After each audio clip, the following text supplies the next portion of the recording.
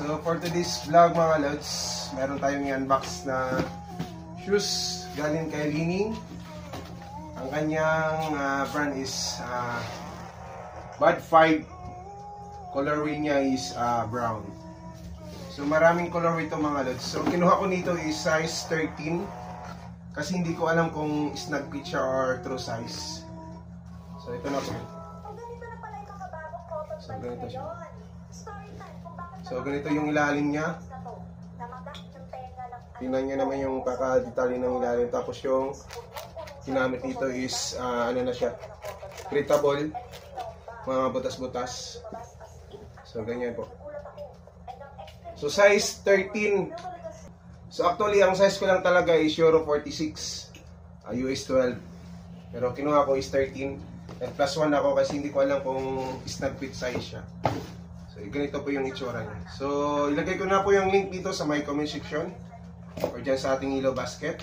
So fit ko lang. Fit ko lang siya kung ano siya kaganda yung fit. Then yung para malaman natin kung true to size or snug fit yung sapatos ni Li-Ning. Tingnan natin.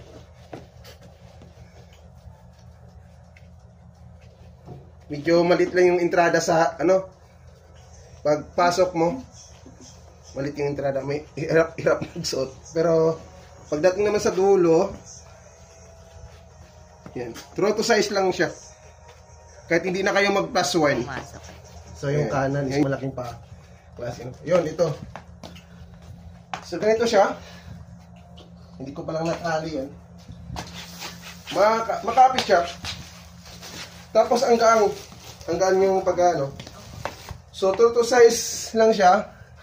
Nag-add lang ako ng 1, kaya medyo mahaba pa yung ano niya. 13 size to. Yan. So maraming colorway nito sa Ilo Basket. Sa mga gusto nito, try nyo po. Li-Ning. Ito yung ano niya, oh. Etiketa niya.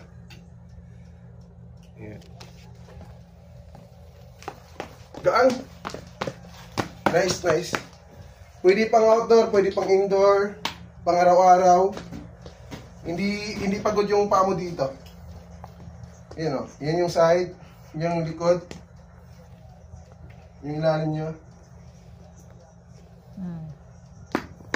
Hindi pagod yung paa, pero pagod yung bulsa.